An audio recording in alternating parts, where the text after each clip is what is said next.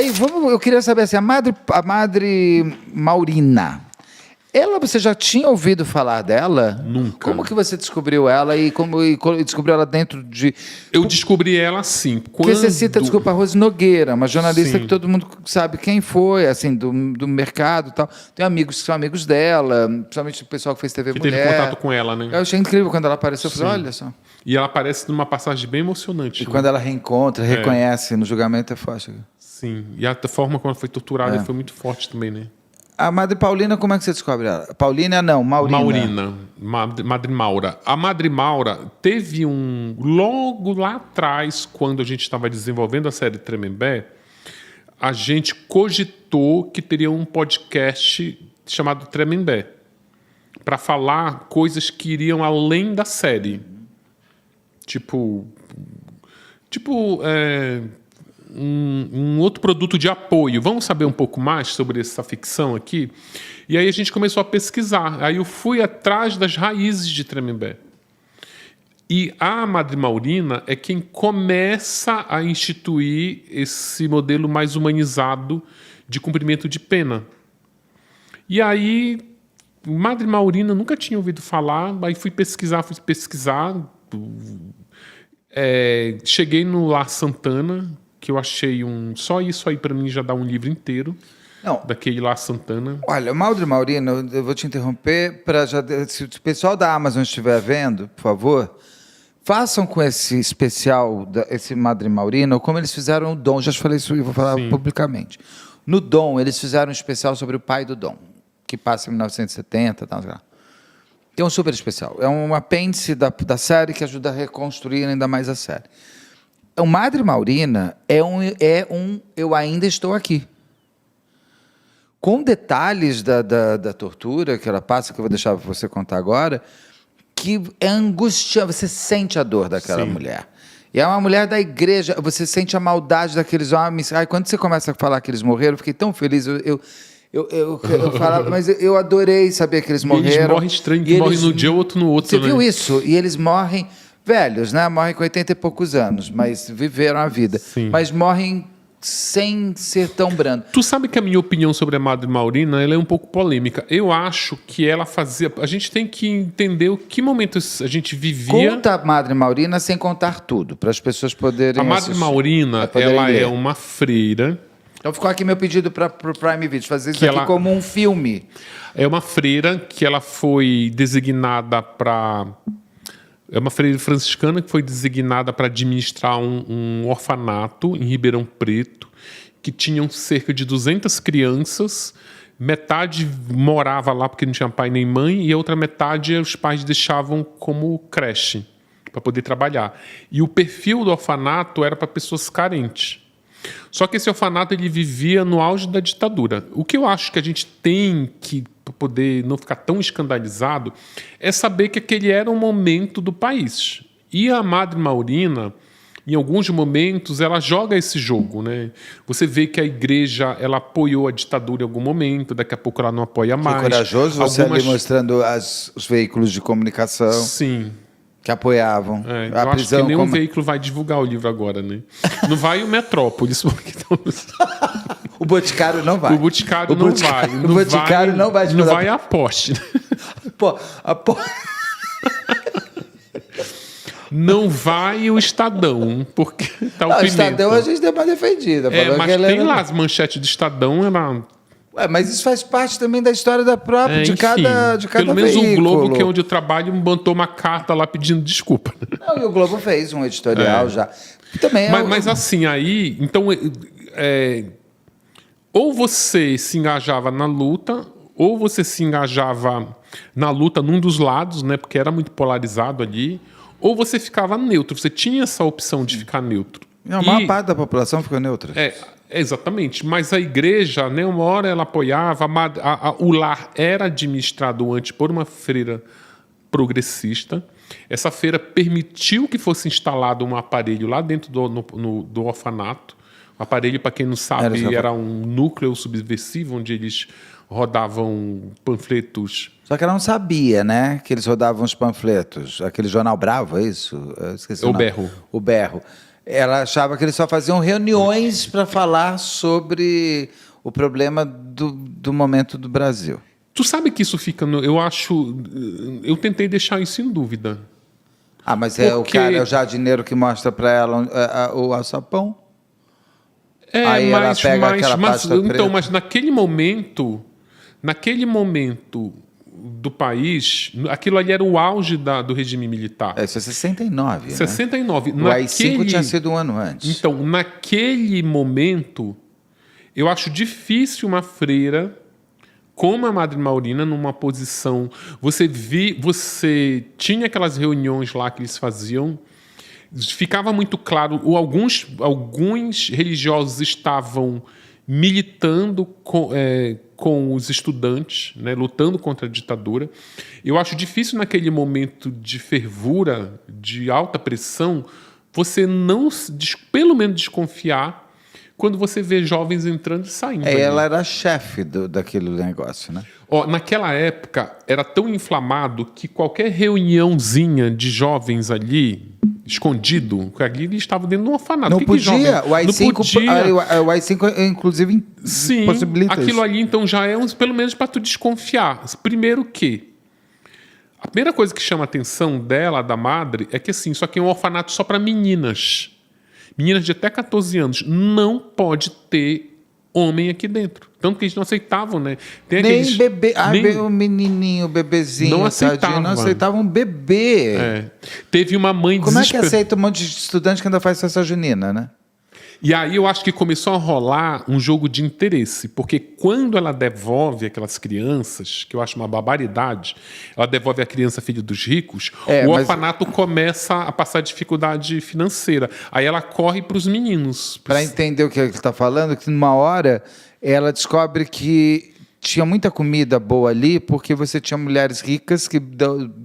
Ou sei lá, porque era filho da filha que... Bastardos que não não podiam. podiam. Só eram os bastardos ricos, mas as mulheres, as avós, as mães... Ajudavam. Davam uma grana por mês para ter mais comida. E ela depois... Ela põe na Kombi, gente, e sai devolvendo para todo mundo, as crianças todas, Sim. as crianças chorando no banco de trás. Pior que os argumentos dela, né? Porque quando você... Vai muito da tua filosofia. Quando você faz caridade, você segue uma corrente filosófica, né? E a corrente filosófica dela era... Ajudar os pobres. Ajudar os pobres. Ponto. A meu voto é para pobre. Se você se você é rico e está aqui, você está ocupando um lugar dos pobres. Então você tem que sair daqui. É o que eu ficava discutindo com ela lendo. Eu falava assim, mas É. você não está entendendo, você está ajudando os necessitados. Sim. Os necessitados de dinheiro, os necessitados de amor, os necessitados de Que é o carinho. que a outra vai e fala para ela. Nossa, né? aquela outra freira lá, ótima. Aquela freira, ela me ajudou muito. Ela é viva até hoje. Achei ótima. E ela tem 96 anos e é lúcida, Ai, que bom. impressionante. E aí elas ficavam nesse embate, né? Mas olha, eu acho que a caridade ela serve ao amor e não somente à necessidade, né? E aí ela entra nesse dilema. O que eu gosto muito da Madre Maurina como personagem é justamente essa ambiguidade dela, Ela né? passeia. Essa ambivalência. Fazendo bem, ela faz o mal. Ela faz o... Exatamente. É exatamente isso. E aí, isso joga ela para... Teve um historiador, o Marcelo Botosso, ele me ajudou muito, ele é um estudante, ele pesquisou muito sobre a Madre Maurina. E como é uma história que ela foge muito do meu escopo assim, de trabalho, porque ela envolve registros históricos, é o tipo de informação que não pode ter uma vírgula fora do lugar, contexto, data... atuação desses grupos estudantis. E aí eu consultei ele para ele me ajudar muito. Aí, por último, ele falou assim, cara, eu vou mandar esse capítulo para tu ler. Toma, lê esse capítulo, porque se tu... Que é esse que abre o livro. Que esse que abre o livro é o mais difícil, é o mais Ele complexo. é o maior... É o maior. Ele é um filme. Ele é um... Eu ainda estou aqui. E aí, quando o Botosso me mandou, eu quero até mandar um abraço para ele, quando ele me mandou de volta, ele falou assim, cara, tu escreveu de um jeito que tem hora assim que parece que dá vontade de dizer bem feito para a Madre Maurina, porque, né, tipo, como uma das coisas assim, eu acho que o pior crime que tem nesse livro é o que foram feitos com essas crianças. Lembra que ela manda as crianças... Ela devolve as crianças que eram rejeitadas pelas suas casas. O que aconteceu com essas crianças? Não, ela não devolve. Quando ela bota as crianças na Kombi, leva, eu acho... Não, e até um momento antes que ela manda as crianças pela rua. Vai buscar tua família. Ela mandava essas crianças saírem. Aquilo é horrível. Isso é horrível, gente. Ela mandava assim... Ela mandava... Para as pessoas entenderem, eram crianças que não tinham referência familiar, e aí quando estava superlotado, ou quando tinha alguma coisa ali que era nebulosa, que tinha muitos segredos naquele orfanato, quando ela estava muito lotada, elas mandavam em fila indiana, agora vocês saem pelas ruas da cidade. Busquem sua família. Busquem suas famílias. Tinha crianças que estão num orfanato. No orfanato, aí elas saíam de mãos... Crianças de 8 a 14 anos saíam com as mãos dadas. Várias. Umas não sabiam para onde ir, seguiam as outras. O que aconteceu com essas crianças?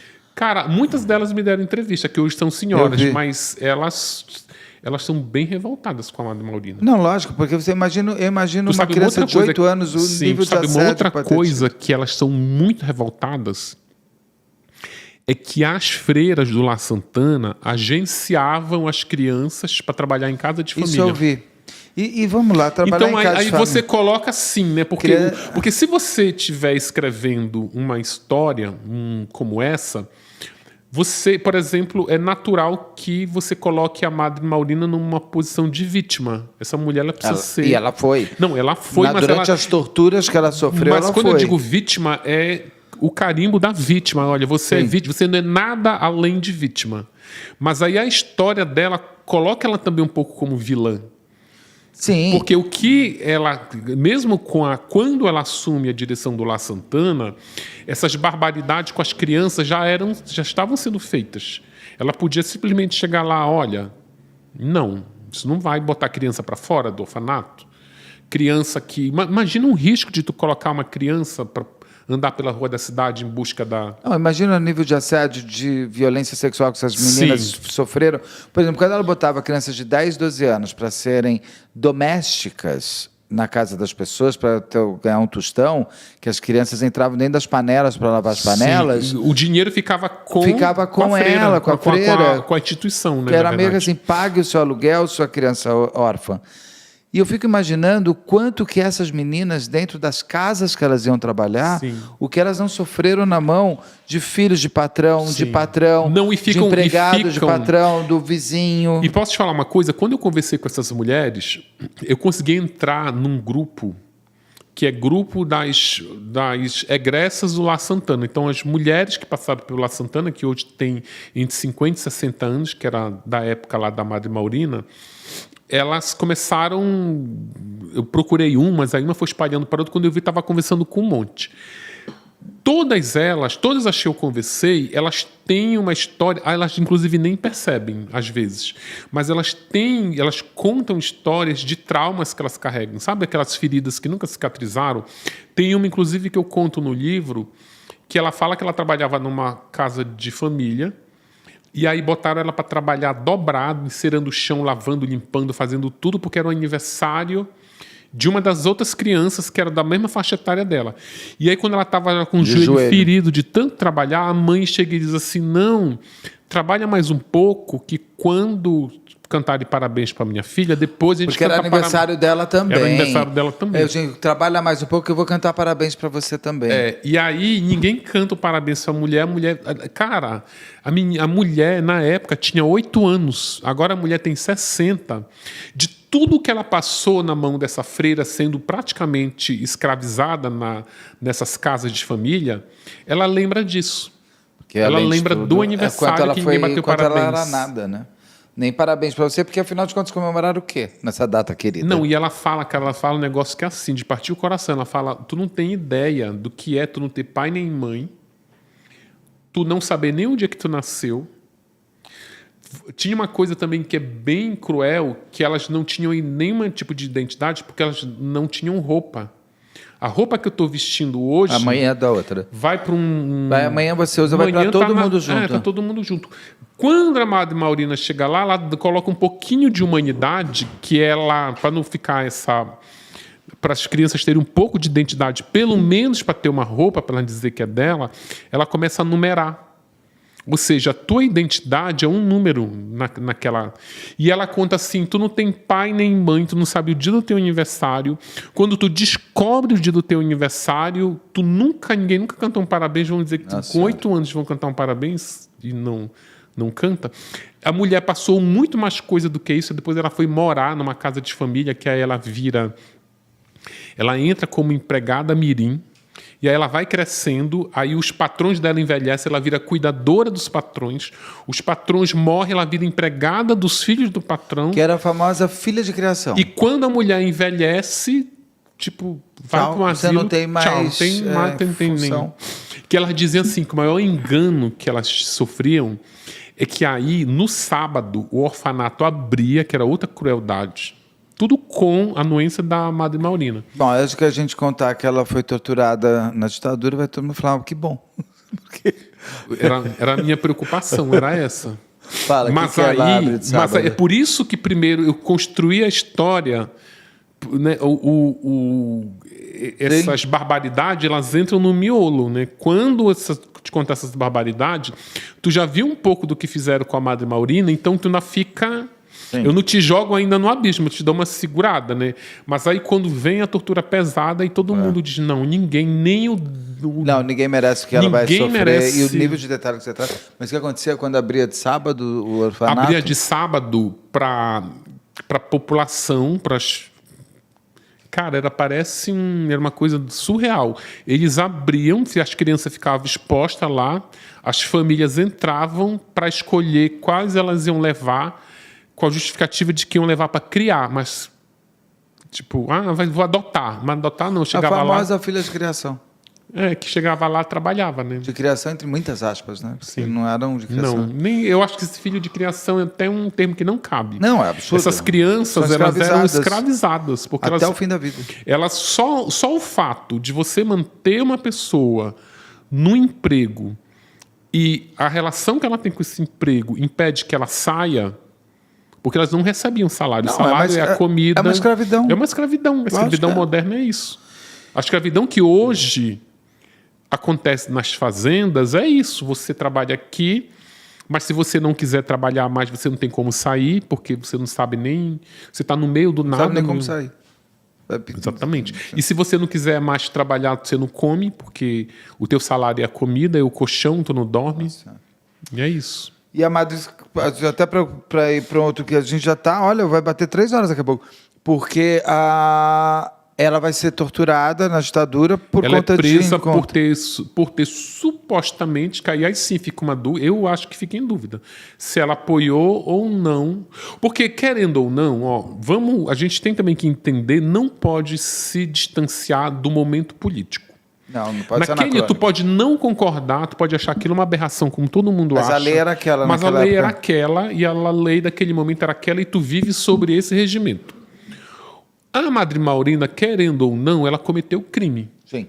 Quando ela descobre o aparelho, o ideal era ela ter... Denunciado. Mas o que ela faz? Ela faz o buraco lá e toca fogo. Esconde a arma, esconde tudo. Então ali ela já cometeu crime. Mas ela merecia passar por isso tudo? Ninguém. Não merecia. E a tortura não era legítima na ditadura, hein? Não era, porque nenhum governo democrático poderia ter tortura. Não institucionalizou. Que aquilo não era democrático em nada. Nada, né? Aquilo era ditadura, era golpe de Estado. Mas para uma vitrine para o mundo seria muito estranho você ter tortura como um elemento. O que mais me choca na trajetória da Maurina, o que mais me choca na trajetória dela é como ela como ela foi usada. Ela foi usada por todos os setores que tu possa imaginar. Ela foi usada pela Igreja Católica, ela foi usada pelo Estado, ela foi usada por essa congregação. E quando ainda suspeitam que ela teria sido violentada sexualmente, ela passa a ser rejeitada. Aquilo eu achei chocante. Que dá uma outra coisa. E ela sempre negou os abusos sexuais, eu acho que como uma forma de autopreservação, porque é impossível. Todas as freiras que eu conversei dizem que uma freira que se torna não pura é tipo assim, é pior coisa. Mas ela não foi transar com padeiro. Ela foi estuprada. Pois é, mas aí quebra por um vínculo por com... delegados Então, mas ela dizem cruéis. que quebra um vínculo com o Espírito Santo. É como se você... Aí tá. E o Espírito Santo não perdoa? Deus não perdoa? Jesus... Não, quem não perdoa é um ser humano que é cruel. Ela dizia, tem uma frase bem forte dela, que ela diz que pior do que... Olha que essa mulher foi brutalmente torturada. Quando tu imagina que existe a tortura mais violenta, tu descobre que tem uma mais violenta ainda, que é o que fizeram com essa mulher. Só que aí ela diz, que eu acho isso muito forte, ela diz num diário que ela escreveu, que pior do que a dor da tortura, que era uma dor física... Os choques que ela levava, vocês leiam... O pior era as outras freiras colocando ela de lado. Olhando ela com aquele olhar de soslaio, assim, de desprezo, porque ela não seria mais pura. São delegados, né? Quando ele fala, sempre quis ver como é uma freira por baixo gente, do hábito aquilo... e deixa a mulher pelada. Ai, olha... Não, aquilo ali, para mim... Se eu fosse filho desse homem, lendo o seu livro, eu renegava o nome dele na minha certidão, porque Deus me livre. E tem uma outra... Tinha um que era católico. E tem uma outra eles foram excomungados. Adorei que pelo menos excomungados Não, então, e tem uma outra coisa também que mostra como essa mulher foi usada, é que aí ela já estava sendo torturada há 2 semanas, a Igreja Católica não fez nada. Quando eles pegaram um padre e fizeram 10% da tortura que fizeram com ela, eles correram e excomungaram esses 2 delegados. Ou seja, os delegados... Eles não foram excomungados por causa dela, não, eles foram excomungados por causa do padre. É porque você é machista, né? A própria Igreja Católica tem um machismo, tanto que freira nunca pode nada, não tem que ficar quieta, freira nunca vai ser papa, ele já tem um machismo dentro da própria instituição. Isso daí é a questão da própria Igreja Católica. E fora a forma como ela é exilada, que é ela é usada mais uma vez. Os próprios estudantes subversivos, que ela devia virar o símbolo da luta deles, pô, olha o que essa freira passou por nossa causa. Na hora de fazer uma porra de uma lista lá de exilados, eles metem a freira só para a lista ter repercussão na mídia. É porque na época eles estavam sequestrando embaixadores e cônsuls. Mas eles já tinham feito o acordo deles. Acordo era, olha, sequestramos esse cônsul japonês... É o japonês que é atrás da minha casa. Na Rua Piauí. Na Rua Piauí. Mulher da Casa Abandonada. Não, a Casa Abandonada mais para baixo. Mas é na Rua Piauí, né? Mas é que a Rua Piauí é uma rua complicada de se entender, porque ela faz assim, ela vai para lá. A mulher da Casa Abandonada lá da Praça Vila Buim. Essa na frente do Parque Buenos Aires. Até hoje ela está lá. Sim. E ela é uma casa muito bonita, agora está para alugar. Ela chegou a ser uma instituição agora tal. Só que o sequestro é assim. Os estudantes, tudo bem, faz parte do jogo, o movimento era esse, era corriqueiro eles capitalizarem os movimentos com sequestro, com assalto, com roubo, eles usam a expropriação, o nome que eles quiserem usar. Mas se eles sequestraram o cônsul, negociaram com o cônsul, vocês liberam 10 estudantes para ir ser exilado no México. Já estava acordado, tudo bem. Só que aí, depois que eles aceitaram, eles disseram assim, mas na nossa lista só tem gente anônima. Ela não vai repercutir na imprensa. Então a gente precisa... O que a gente faz? Bota a freira, Maurina. Que ela já estava em Tremembé. E aí, aí as freiras conseguem levar a Maurina, tiram da cadeia ali, do Tiradentes, levam para Tremembé, e a Maurina estava lá em Tremembé, organizando o que vai vir a ser hoje essa parte mais humanizada. Sim, estava botando as mulheres para trabalhar na agricultura, estava... Sim. E ela estava muito bem lá, porque ela não era uma presa. Cara, ela era uma freira. Ela era uma... Tinha freiras que nem sabiam que ela... Inclusive, ela diz assim, ela tenta negociar, ela liga para o ministro da Justiça, liga para os estudantes, liga para não sei quem. Fala não, assim, você vai embora. Eu prefiro ficar no Brasil, responder pelos crimes que eu sou acusada. Tipo, respondo em frente a tudo. Aqui em Tremembé. Mas, tipo, não quero ir pro... E aí tiram ela de Tremembé, jogam a coitada no México. E aí ela está no México feliz e obrigam ela a voltar também, porque seria bonita a manchete, madre... Que quando... Olha mais... Aí ela já... Ou seja, ela foi usada pela Igreja Católica. Foi usado pelos estudantes. Foi usado pelos estudantes, ou seja, foi usado pela polícia. Ditadura. Ou seja, ela era usada por lados opostos, assim, né? Usada depois pela aí luta ela é usada armada, depois pelo governo. E aí depois pela anistia. Exatamente, que aí quando eles vão julgar, e aí ela já volta ou não volta, peraí que a gente vai... E ela não queria mais, já estava no México. Ela queria continuar lá, já Lógico. estava há 10 anos no Super México. bem lá. E aí eles fizeram pra... Só que ela tinha que voltar para ser julgada, né? Ela volta para ser julgada e depois retorna para o México. Só que aí, mais uma vez, ela é usada dessa vez pelo governo militar, porque quando eles decidem, estão ali para decidir, ela vem ou não vem, calma, que a gente vai fazer um estudo aqui para ver qual o impacto do retorno dessa freira para cá.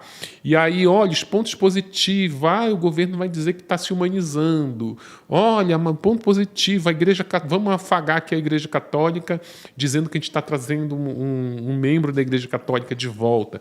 Ou seja, até nisso, eles o botam na balança. Porque aí ela tinha poder, né? O nome, né? A senhora tem o poder.